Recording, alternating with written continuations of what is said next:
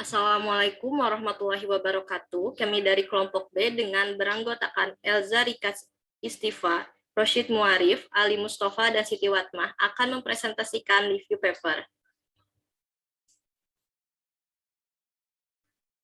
Dengan judul paper, Perancangan Sistem Monitoring, Tegangan Arus dan Frekuensi pada Pembangkit Listrik Tenaga Mikrohidro berbasis IoT, dengan penulis Muhammad Zaini Sahrudin dan Muhammad Bahrudin. Adapun definisi IoT, Internet of Things atau disingkat dengan IoT, merupakan salah satu bentuk pengembangan dari teknologi jaringan internet. IoT dapat digambarkan sebagai hubungan dari berbagai perangkat pintar, komputer pribadi, sensor, aktuator, maupun perangkat lain yang terhubung melalui jaringan internet, sehingga dapat menghasilkan informasi yang dapat diakses dan digunakan oleh manusia maupun sistem lainnya.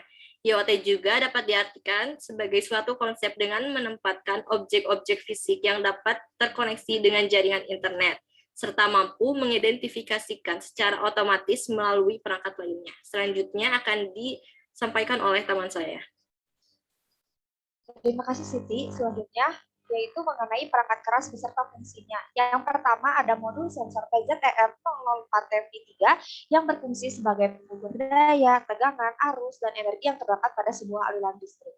Yang kedua ada microcontroller ESP32 board yang berfungsi sebagai pengontrol rangkaian elektronik. Yang terakhir ada solid state relay yang berfungsi untuk menyambung dan memutuskan arus beban.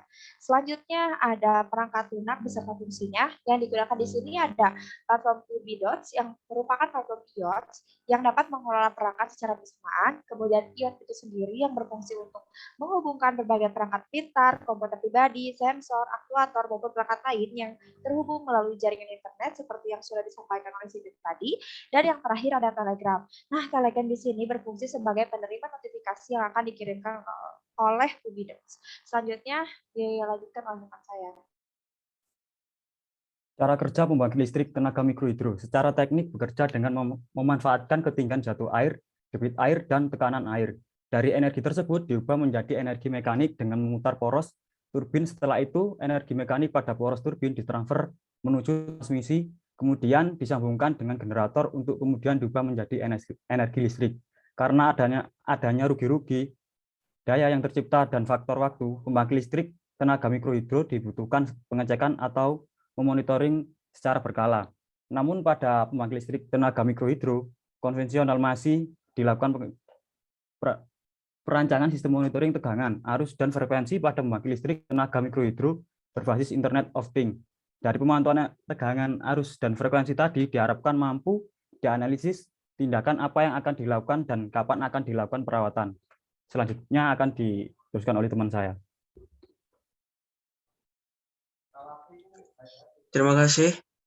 Hasil. Sebagai contoh di Desa Bodowetan, Kecamatan Banyu Anyar, Kabupaten Probolinggo, Jawa Timur, pembangkit ini digunakan mulai jam 16.00 sampai dengan 7.00 untuk memasok kebutuhan listrik Pondok Pesantren Nahdlatul Taliban yang berada tidak jauh dari pembangkit listrik tenaga mikrohidro.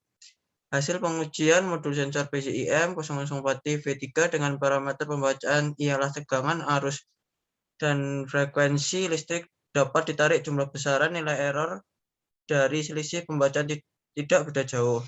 Hasil pengujian solid state relay SSR relay disimpulkan dapat bekerja dengan baik.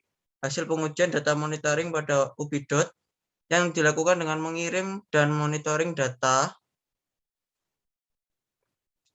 Hasil pembacaan modul sensor PCIM 004T-V3 yang diterima dari microcontroller melalui IoT pada website UBDOT menghasilkan hasil monitoring tegangan, arus, dan frekuensi dengan jumlah pengambilan data 3 kali dalam 3 hari berturut-turut, sedangkan pengujian tampil pada web UBDOT bertujuan untuk mengetahui data sensor dalam tampil grafik serta mengetahui kerja infrastruktur pada UBDOT telah berfungsi baik atau tidak yang dikirim melalui notifikasi berupa pesan telegram yang telah berjalan baik atau tidak, sehingga penggunaan notifikasi dengan kondisi yang telah ditentukan berhasil berjalan dengan baik.